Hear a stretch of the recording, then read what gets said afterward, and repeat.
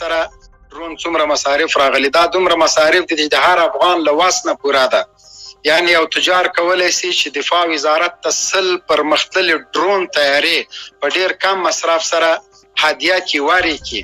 اول خو موږ خپله کوشش کوو، ما او زبي ورور چې خپل د همدغه افغانانو په مرسته باندې دفاع وزارت ته 100 دانې پرمختللي ډرون الوتکې ورکړو. دا مو اراده یو افغان ورور مو ده، دغه مو یوه تحفه، یو ګفت دفاع وزیر ته وړاندې کړه چې هغه 15 ورځې مخکې دا خبره وکړله یا 8 ورځې مخکې چې ولې موږ پرمختللي اسلحې نه لرو، ولې ځوانان نشته، ولې دا جوړونه. د افغانانو لپاره د ویاړ او افتخار خبر، جنرال موبین یوه نوې خطرناک ډرون الوتکه جوړه کړې چې ډېره خطرناکه او ځیرک نښان ویشتونکې ډرون ده. هغه وایي چې ډېر ژر به یا د ډرون الوتکه ځوان مولوي محمد یعقوب مجاهد ته ډالۍ کړم ترڅو د هیواد هر اړخیزه دفاع او ساتنه پرې وکړي. دا چې یا د ډرون الوتکه جنرال موبین چیرې او څنګه جوړه کړې او یا د ډرون څومره الوتل کولی سي، بشپړ حال را سره همدغه روانه ویډیو کې کتلی سئ. سلامونه قدرمنو لیدونکو، مشال پریس یوټیوب چینل ته ښه راغلاست.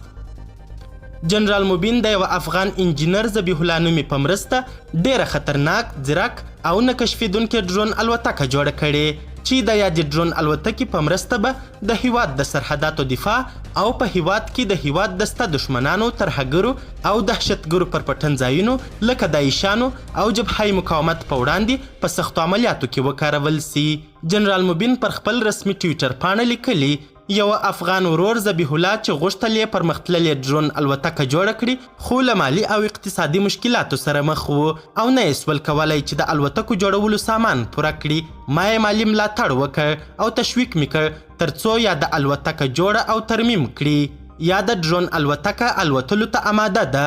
200 کیلومتره مزل کوي او د 80 کیلو په وزن یو بم او 2 راکټونه له ځانه سره لیږدولی سي. د موبین په خبره د یادې ډرون الوتکې هدف نه خطا کیږي او 100% کې هدف له منځه وړي.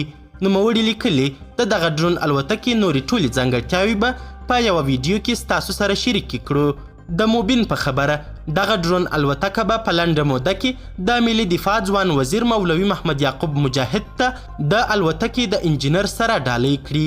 هغه لیکلي د افغانستان دفاع زموږ فریضه ده، د الوتکو په جوړولو کې مې ډیر کوشش وکړ. الله جل جلاله د خپل افغان ورور په مرسته زموږ دغه ارمان پوره کړ. قدرمنو لیدونکو، نړۍ مننه چې ویډیو مو تر اخري شیبو وکتل. د لا زیاتو او نورو لحظه پر لحظه هر اړخیزو معلوماتو لپاره زموږ همدغه مشال پریس یوټیوب چینل سبسکرایب کړئ. تر بیا او بلې ویډیو ښه وخت ښې چارې، د الله په امان.